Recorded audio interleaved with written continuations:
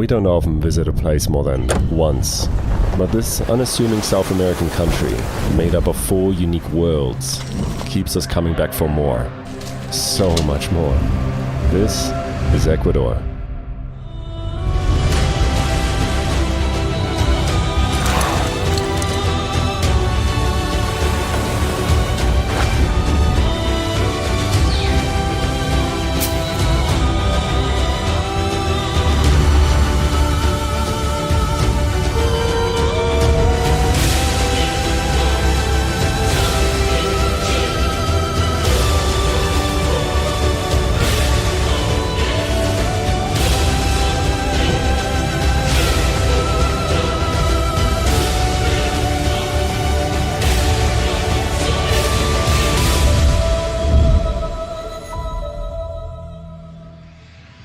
And as usual, our adventure starts with a plane.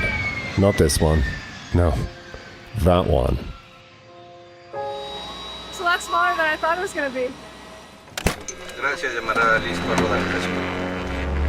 This little turboprop was taking us deep into the Amazon, and before long there was nothing left but rainforest outside our windows. And we realized that there would be nowhere to land this thing, right? I guess that'll do. And just like that, the pilot left us in the jungle.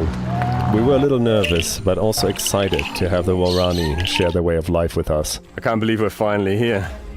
Liv has officially been adopted into the tribe. The village where we were welcomed so warmly wasn't actually our final destination.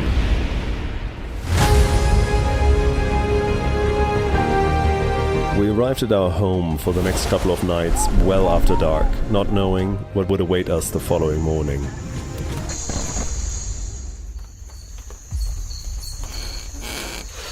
Wow, it's amazing waking up to the smells and sounds of the Amazon. I think that's a monkey. This little camp served as our base. Good morning. To learn about the way the Warani have lived in this jungle for thousands of years. And that doesn't come without its challenges. Oh, bring your feet like... I'm climbing a tree!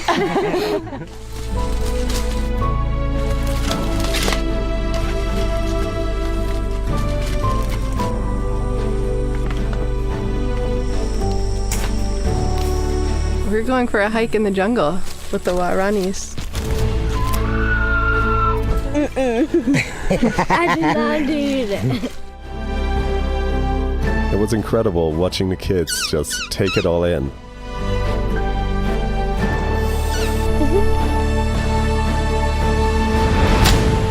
He just took down this tree where they make a lot of their textile from, and that's where they get their fibers from, but it's covered in spikes. And so to get to it, he took down another tree to help pull the center post down.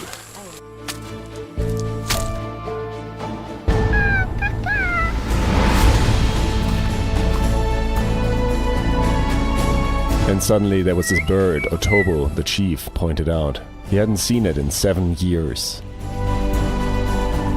Has anyone seen Liv?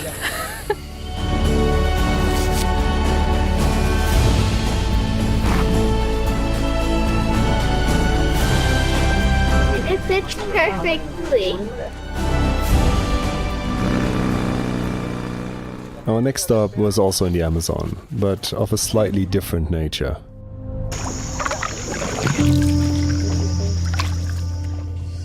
This is so cool.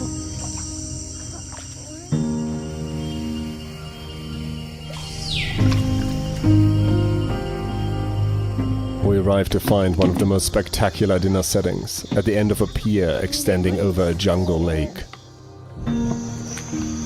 I snuck out early this morning to check out the local observation tower, which sits right in the canopy of the jungle. And let's see if we can find some toucans. No way.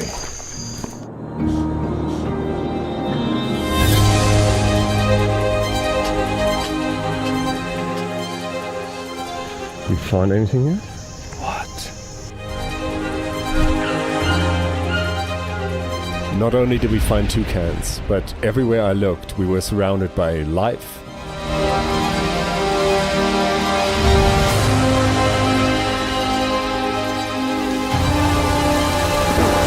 And I guess that's why it's called a rainforest. But the rain would also stop just as abruptly as it began. Hey, Liv. Yeah. Where are we going? We're looking for caimans.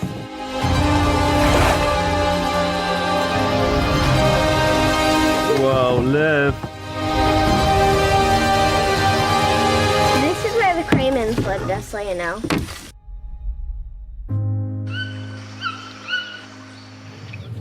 Coming out of the Amazon, it was time to head into the Andes, with our first stop being Ecuador's capital, Quito. After a quick stop at our hacienda, we ventured out to learn about an ancient art, agave harvesting. Want to try it? Yeah. I could drink that all day. The next morning, we had a date with a healer for a traditional cleansing ritual. I'm not sure what the kiddos needed cleansing of, but they seem to really enjoy this ancient ritual that's still prevalent throughout Ecuador.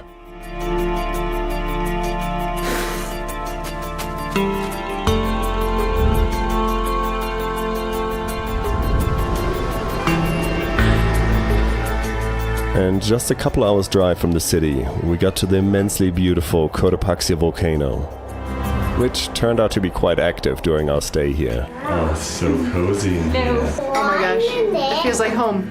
I love this place. What an incredible view to be waking up to.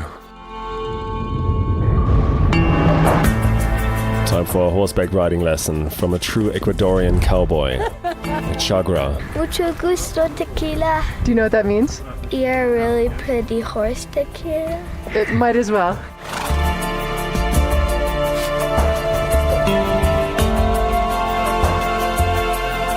Nope.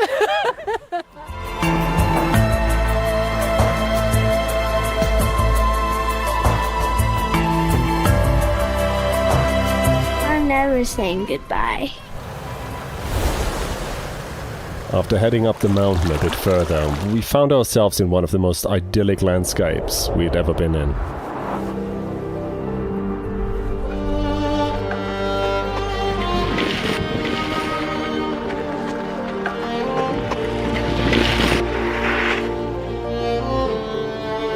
And we already had a warm fire waiting for us back at the hacienda. Super puffy and very hot. How is that? Yum. I know most people think of Ecuador as the Amazon and Galapagos and the coast. But to be honest, the whole Andes region is some of my favorite. How pretty is this lake? So pretty. The hike along Quilatoa's caldera is nothing short of breathtaking. Not just due to the altitude.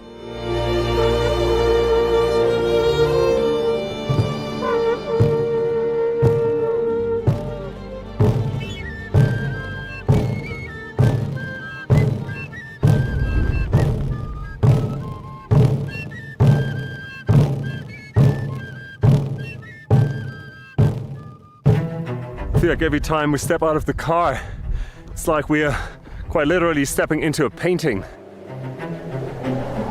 Liv, what are you doing here? I'm painting something. Is he teaching you? Mm-hmm.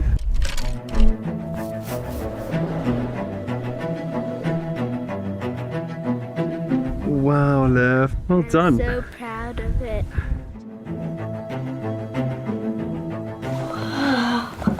Are you gonna be hiking that? Are they the cutest or what? They're little fastballs.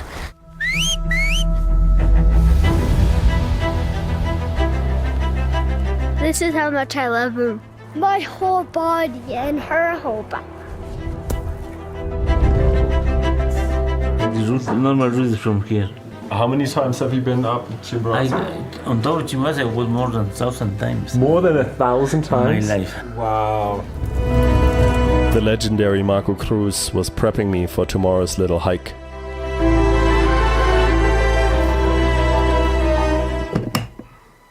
Something that I learned from Marco that completely blew me away is that due to our planet being slightly oval in shape, Chimborazo turns out to be the actual highest mountain on Earth when measured from the center of our planet rather than the median sea level.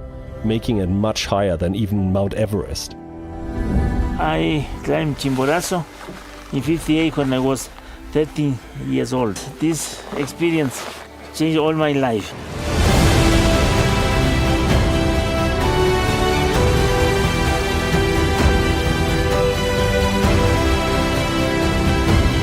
We've just surpassed 5,000 meters, but Chimborazo is over 6,300 meters, so it feels like we haven't even made a dent in it. This marks the end of our little expedition here, but I applaud those who've made it to the top. Thank you, Marco, for taking me up here.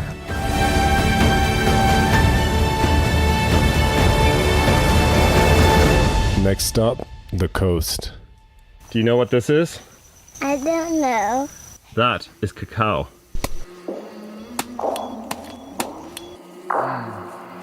I came from the mud. There's dirt on my hands. Why does it taste so fruity? Tenemos diferentes plantas frutales como de mangos y guanábanas alrededor de la plantación de cacao y por eso que cada semilla tiene sus aromas frutales y sabores frutales.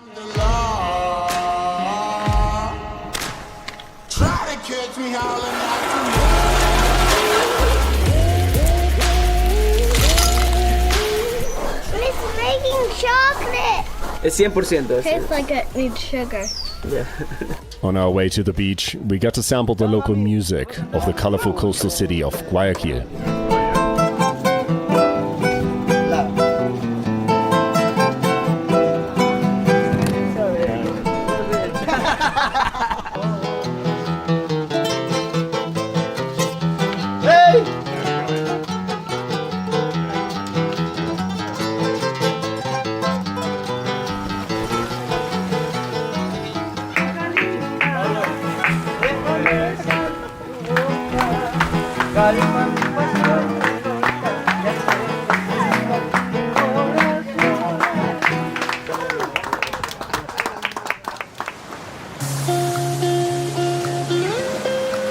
Now that we're at the coast, we've been driving through all these little beach towns, and what better place than here to get a surf lesson? Hey, Steven. Hi. Besides the coastal water being ridiculously warm, turns out that Ecuador is great for surfing, because there's a break for every skill level, including mine. I just can't believe I nailed that on my first try.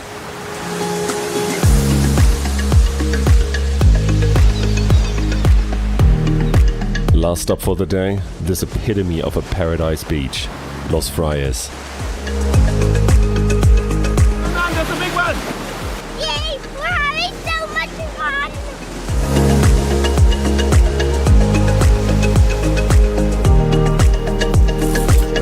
What we know as Panama hats turns out to be actually Ecuador hats.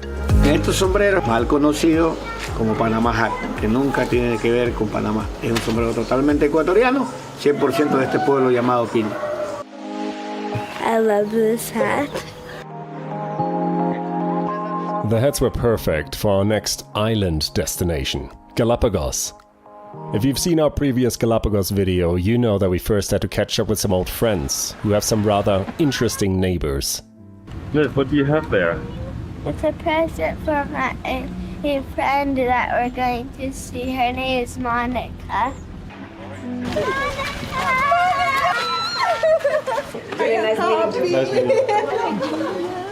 Not even the rain can bring down my excitement of being back here in Galapagos. Papa, look! Let's find some tortoises.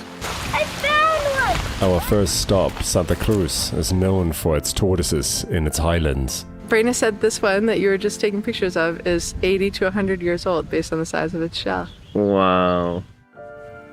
The tortoise has no teeth, just like you.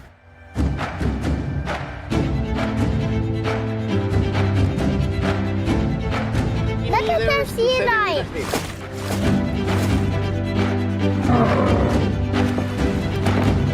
Kids, come here!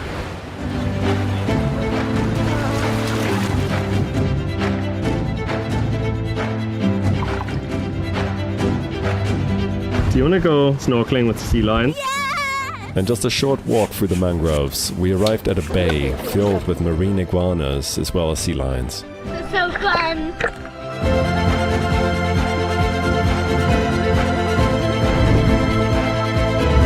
Swimming with sea lions was definitely one of our highlights in life.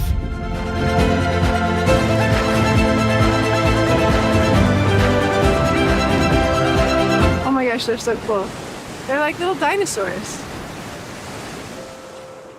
We finally got to see the small, unassuming bird that made these islands so famous.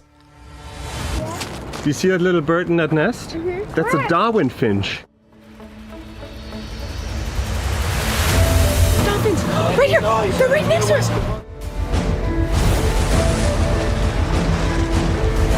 Then we got to spend the afternoon on the incredibly beautiful Floriana Island in search of sea turtles and even more sea lions. What is this place?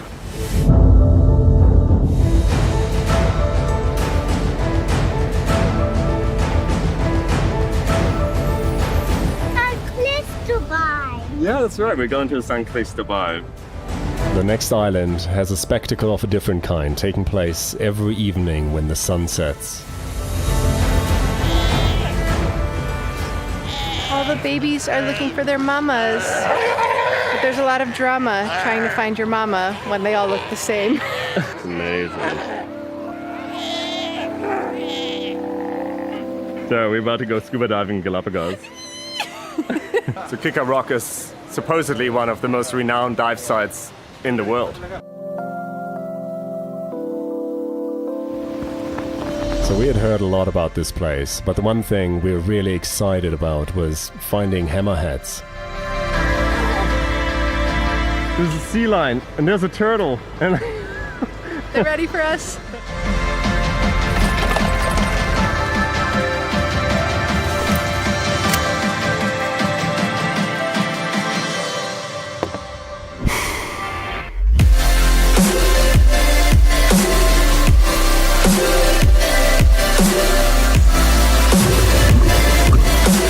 Looks like we didn't have to wait long for those sharks, but the grand finale was still to come.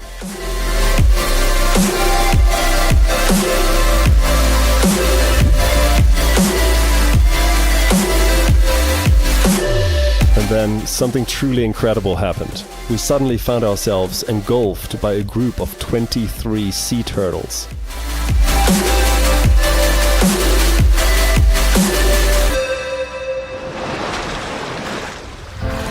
How can 2 dives be 2 of my favorite dives I've ever done consecutively? Unbelievable. What just happened? It's like the perfect ending Oh my gosh. to the perfect trip.